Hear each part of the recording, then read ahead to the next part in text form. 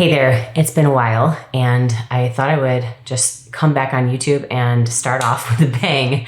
Tonight I leave for LA. Tomorrow I have an eyebrow transplant. I thought I would explain a little bit about why I'm doing it and kind of share the entire process with you, because when I shared on Instagram, there were a lot of people who are also kind of in the same boat as me. While I show you how I've been filling in my eyebrows lately, I will explain the whole backstory for those of you who are interested. This is something I've wanted to do for a while and it's finally tomorrow and I'm so excited. This is something that I've been secretly, I guess, insecure about for decades. It all started in 7th grade when in the 90s, it was popular to have very thin eyebrows and I overplucked them to the point they were like a hairline thin. And they stayed that way for many years until I was just out of college and decided to get my first microblading procedure done. Essentially just a temporary tattoo. Every year or two after getting a microblading procedure done, you have to get it touched up because the color fades. And so I did that for 20 years to the point where the pigment just wasn't staying and it was starting to look very ashy. And the woman that I was seeing here in Temecula, I really love, but she basically said to me, Nicole, I don't want to work on your eyebrows again until you get them laser removed so that we have almost a fresh start and hopefully the pigment will stick a little bit longer and they'll look a bit more natural. After kind of thinking about what I was going to do for a little while, I decided if I'm going to go through the laser process, which is multiple procedures, not going to get them microbladed again, I'm going to look into other avenues and other routes to fix the situation, because after plucking them, they never grew back. Right now, I have them grown in as long as they can, and I have like maybe 5 hairs on one side and 7 on the other, and it's very sporadic and they grow in all different directions, and I have really a lot of scar tissue built up from over the years of doing the microblading. Since that time, I have had 6 laser pigment removal appointments, and this is the result now of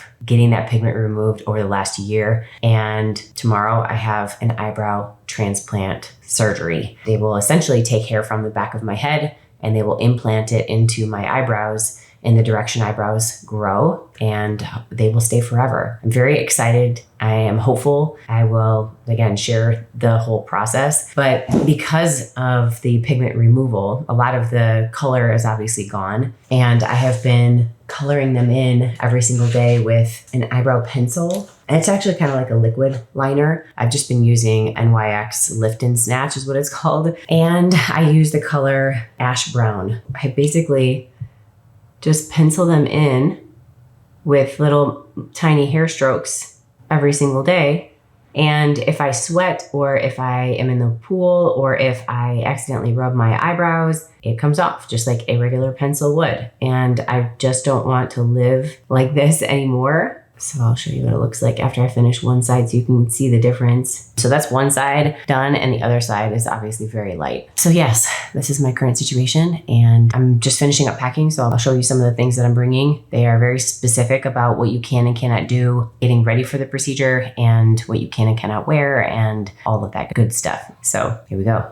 I am packing fairly light. It's a 2-night trip because I'm driving there today. It's a 2-hour drive. I'll meet my girlfriend who is going to be with me for the entire thing because I can't drive afterwards. And Ellen obviously has to stay home with the kids. So I am bringing my makeup bag. It's easier than just taking the things out that I think I might need. I'm just going to bring the whole thing. Tomorrow when I wake up, I have to blow dry my hair, not use any product at all, and then come in with a completely dry face. So no makeup, no lotion, nothing, because they need to make sure that there's no oil or product buildup in your hair because they need to make sure that the follicles are very clean before implanting them and transplanting them into your face. So I won't need anything for tomorrow morning, but I will use lotion tonight before I go to bed and then after the fact. Once the hair is implanted, you can't touch your face. You can't touch your eyebrows for a week. So you can't wash them, you can't rub them, you can't touch them. So I think that's one of the things I'm most concerned about. How am I gonna sleep? Because I'm a side sleeper. So I did actually pack this like neck pillow. I'm hoping that I'm going to be able to sleep with this and it'll help prevent me from like rolling from one side to the other. I brought 2 like really wide neck tank tops that I know I would be able to pull over and off of my head without touching my face. They request that you only wear like button up or shirts that you can pull on and off very easily over your head without affecting your eyebrows at all. So crew necks are out. Tomorrow, I'm just going to wear leggings with a button-up flannel. They said the room is going to be about 72 degrees Fahrenheit, so it should be very comfortable. I'm going to be laying there for anywhere from 3 to 7 hours, depending on how long it takes. And I want to be comfortable. They did also say I could bring headphones. So I packed these, just got them off Amazon. They were like $10. They need to have a wire, and I can't wear earbuds. They fall out of my ears. So I have the around the ear buds. You can watch Netflix, you can listen to music. So hopefully these work fine, and that'll keep me occupied while I'm laying there for so long. Shouldn't be painful. There's like local anesthetic. They have you on Valium. It's pretty numb. I'm assuming I will know more as we get to the doctor's office tomorrow. And then other than that, I just have shoes, blow dryer for my hair to clean it tomorrow, socks and shoes and all that good stuff. I'll be leaving here in a few hours. It'll take me about 2 hours to get there, and then I'll meet her for dinner tonight. And tomorrow my appointment's at noon. We are on the 18th floor. We are in Century City at the building where I'm going to see Dr. Dauer. Today is the eyebrow transplant. We start in like 20 minutes. So we're gonna go this way. His room is 1802, and we'll get checked in and get everything started. Hello. Hi. How are you? Gonna get your temperature. Did you eat breakfast this morning? Yeah. Okay, good. And are you allergic to any medication? Just penicillin. Okay. I don't All do right. that today. Come on back. All right, thanks. I'm just going to have you fill out your paperwork, and I'm going to leave you to do that, and I'll be back in a little bit. All right. Perfect. All right? Thank you. Okay.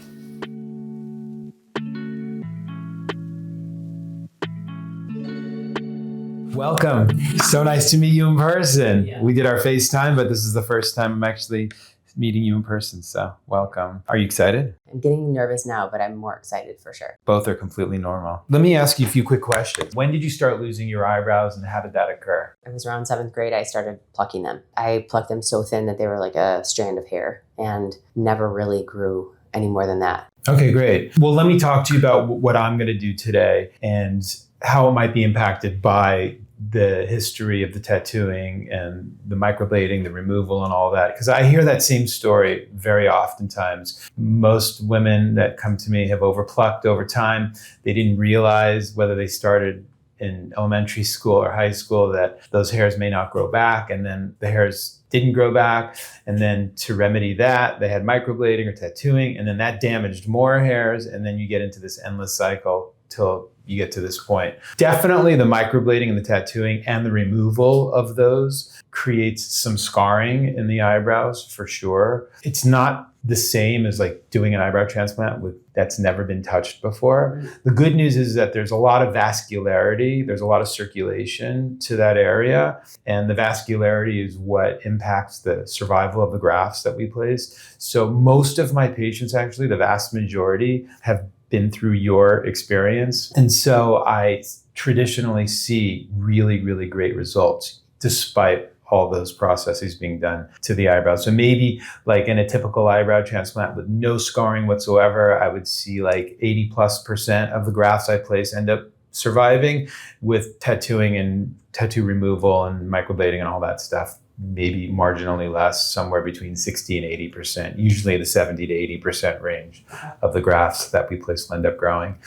And a couple other things that are important just to keep in mind in this process. You know, I'm taking scalp hair and I'm moving it to the eyebrows. So basically, you're gonna have scalp hair on your eyebrows. So along those lines, you're gonna have to trim them as quickly as your scalp hair grows. On average, it's usually about once a week or something like that. And whatever the color and character is of this hair, I'm moving it here. Now, because I'm taking the hairs one by one, it's called FUE, follicular unit extraction. I can choose which hairs I want. And so I'm gonna choose the dark hairs, and we're gonna eliminate any grays if you have any. The other thing is I'm gonna try to choose the hairs that I think will look the best in the eyebrows. And that's why when you first came in and I looked really quick at your scalp hair to see the character of your scalp hair, because people with really fine scalp hair, the eyebrows will ultimately end up not being as prominent as people with coarser scalp hair. There's like a sweet spot in the middle where it's not too coarse and it's not too fine.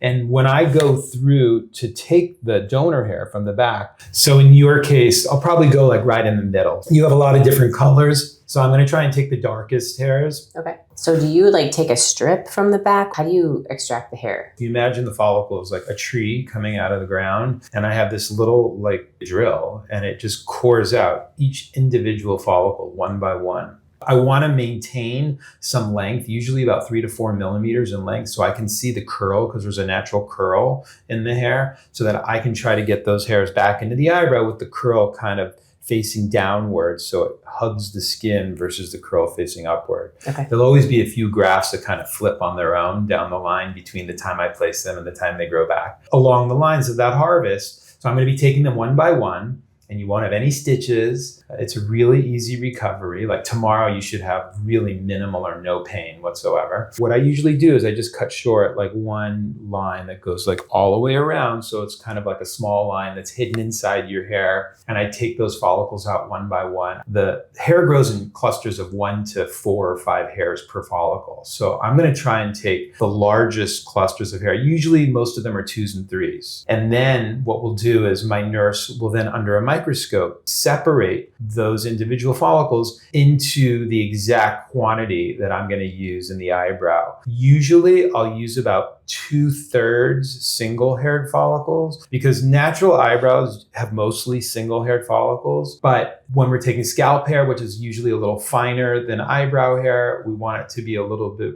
more prominent, to project more. So I'll usually use about 2/3 to 3/4 single-haired follicles, which I use right at the beginning of the eyebrow and all around the periphery. And then in the middle, I'll use usually about 1/4 to 1/3 two-haired follicles for more like just density, basically. Yeah. How many, just by estimating, you think that I would need? A lot's going to depend on the shape and how wide we go. I'm not a big proponent of going super wide. No caterpillars on the face. Yeah. My approach to this is always like make them the best version of themselves. Yeah. You already have remnants of the microblading there. So let's try to cover that. And let's just try to create the most natural shape possible. So it just looks like the way your eyebrows were versus like some sort of synthetic man-made creation. One of the things I'm most nervous about is like the week after. You'll be a little swollen and maybe bruised around the eyes. What happens is it drops right down from the eyebrows to the eyes. Average is about 2 or 3 days. Really, other than that, it's just no touching the eyebrows and no exercise for 1 week. A week from tomorrow, you're back to normal washing and normal exercise. And then they'll fall out essentially, and then they'll grow back in? So with this technique that I've been doing for the last few years is where I place the hairs myself, and I use this special tool that I've come up with, which allows me to create the incision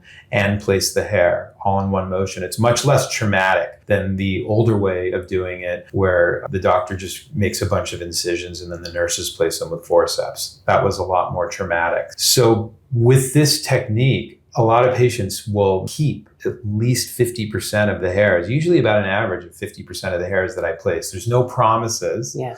The ones that shed will shed gradually over the course of the next month or so. And then the ones that shed, they start to grow back at around 4 months. And you see the full result at around 7, 8 months. And that's where we're seeing whatever that growth rate's going to be, whether it's 60, 70, 80%. Okay. We should see then. And then that's usually when about half my patients want to do a touch-up procedure to make up for those that didn't grow back. Mm-hmm. And then we just go back and just go in between and just kind of fill in any spots that are there. And then the other half are just happy with that one procedure. So we can talk about that usually around the 7 or 8 month mark. Okay. I'm going to take a few quick photos. Okay. And then I'm going to have you pencil the shape in, because you know your eyebrows better than anyone. Okay. And you also know the way you like to pencil them in. Once we get that shape, I'll mark it out in pen, and then we'll go in the room. Okay.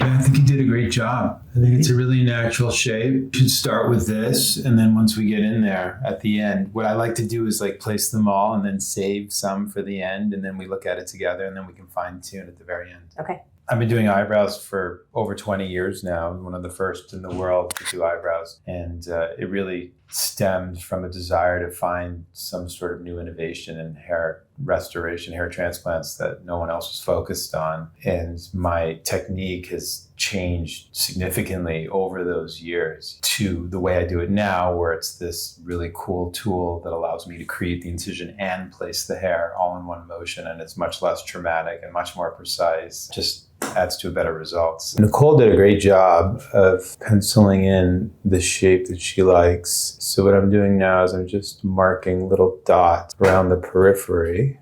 We're going to go in the room, and my nurse is going to betadine, clean the area in the back really well. And then I'm going to come in and I'm going to just use a scissor and just cut short like a thin line that goes kind of like all the way around to make it kind of like long and thin. And then I'll numb the area just below it. And then I'll do my extraction. And what I like to do is do all the extractions first, and then I start placing the grafts after that. Great, sounds good. All right.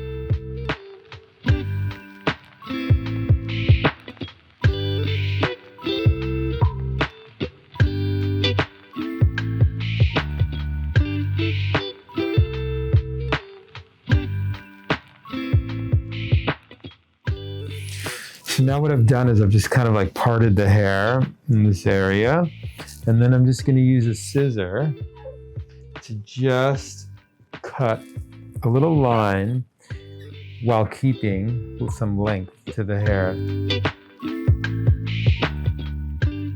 I have this massager. It's a vibration device. The nerves that transmit vibrations move faster than the nerves that transmit pain. So I put this vibration device on the scalp next to the needle, and then it's hopefully supposed to minimize some of the discomfort of the injections. So here we go. I'm going to try and make it go as quickly as possible.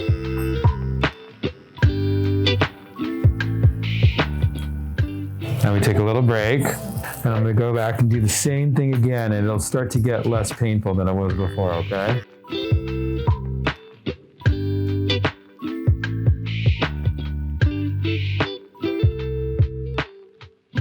Give you a little bit of a scalp massage. Nicole, will you tell me if you feel anything sharp, okay? You'll feel pressure, but you shouldn't feel sharp. Do you feel anything sharp here? No. Nope. Nope. All done with the anesthesia part. My tool that I use for the FUE, it's called the wah, W-A-W. So that's actually a wah pedal made famous by Jimi Hendrix back in the 60s. And some brilliant doctor in Belgium came up with this idea to use the pedal to control the speed with your foot, exactly how fast you want to get the rotation or the oscillation of the tool, which will extract the follicles. And so that's the one that I love to use.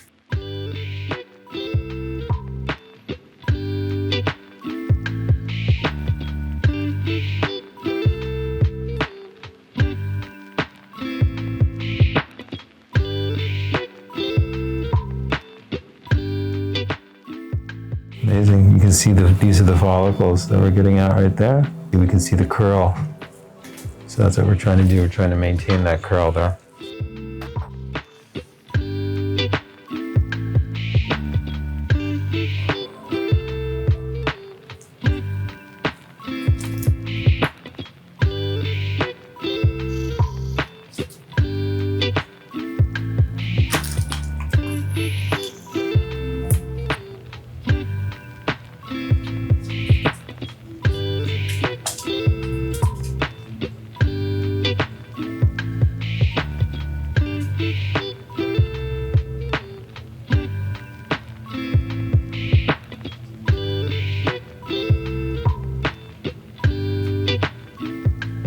Couple little injections in the eyebrow, okay?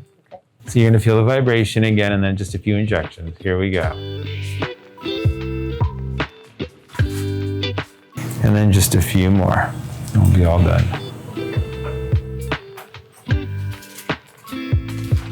That's the worst part. Yeah, that almost felt like the laser itself. Oh, really? Yeah. Oh, good. So it wasn't horrible, right? No. Maggie's loading the grafts into this special implanter pen, and then I'm going to be taking them and placing them one by one. And then Jerry's going to be handing them to me as well.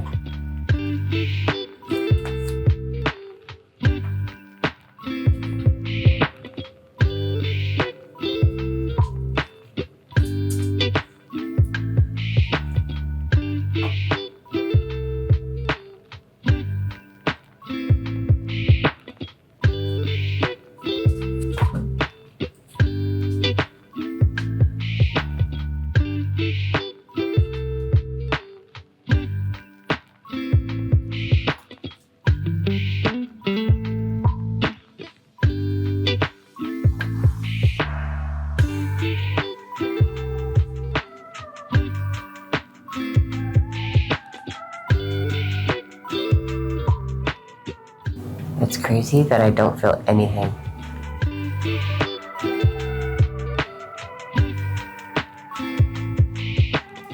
We're done with probably about 90 to 95% of brow number 1. And then I'll do brow number 2, and then we'll come back and we'll fine tune them both at the very end.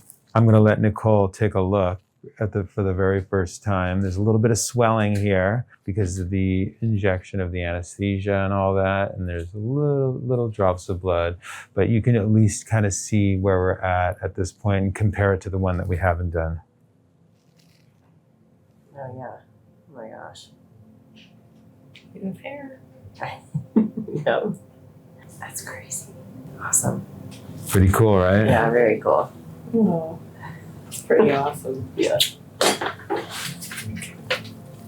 Shape is pretty too, right? Yeah, it's really pretty. Yeah, it's gonna look so good.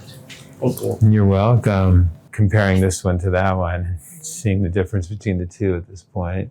Yeah, I know, it looks awesome.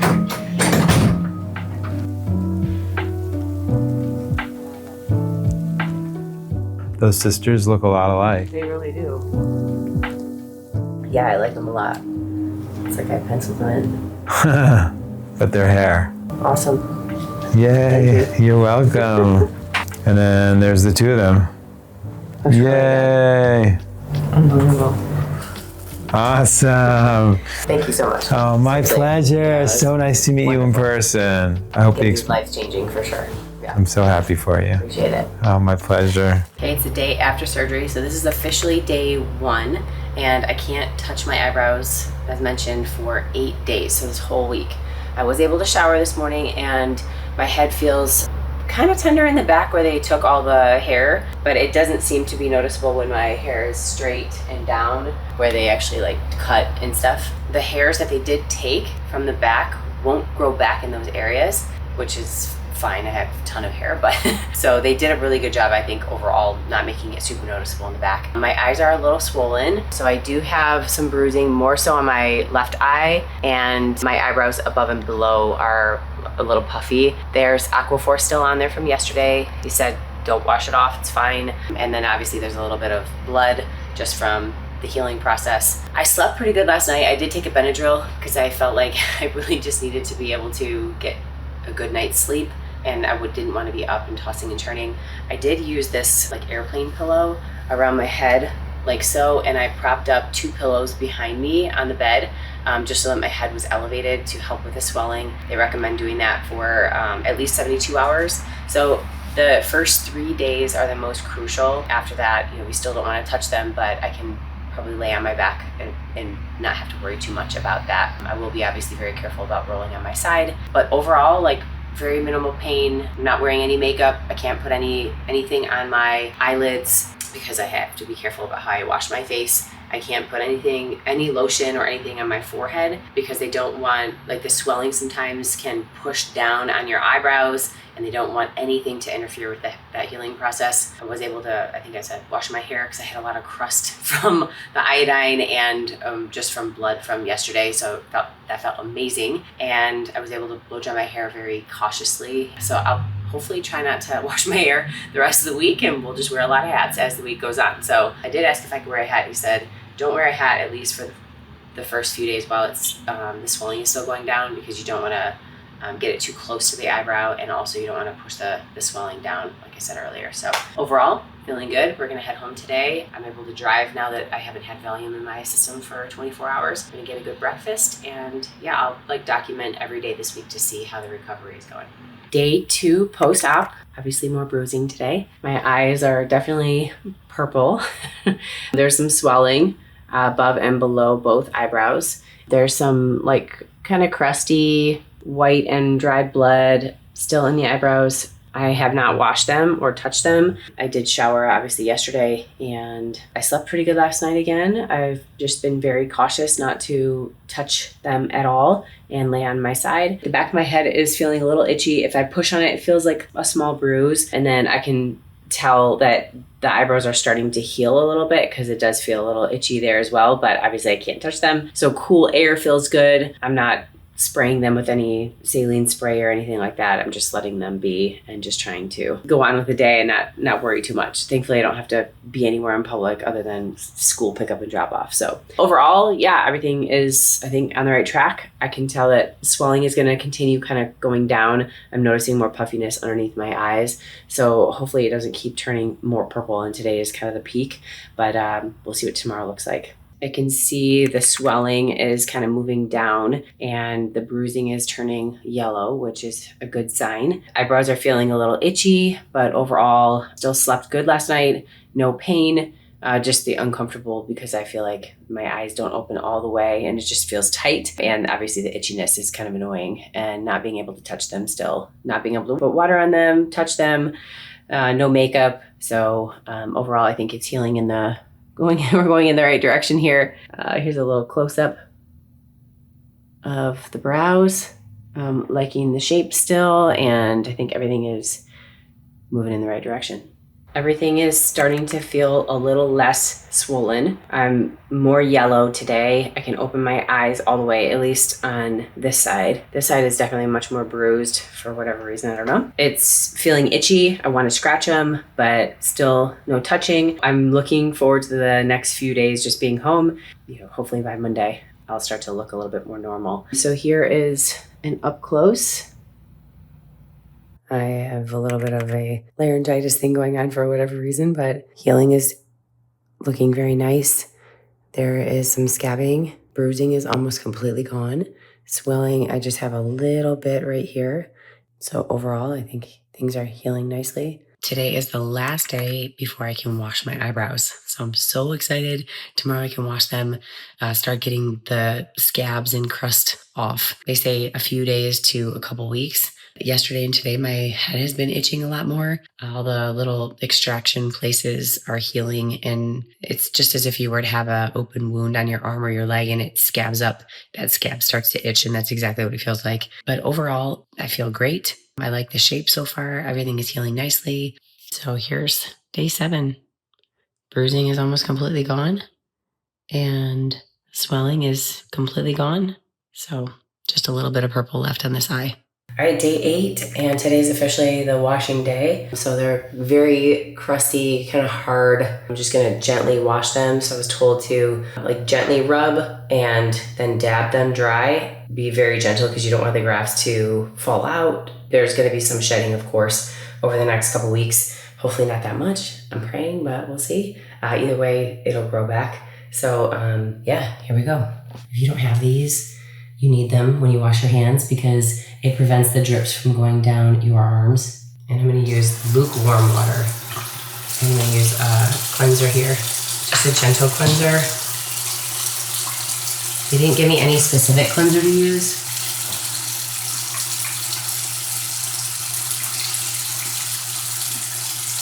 Actually feels really nice to be able to touch them. Yeah, it feels like a big scab.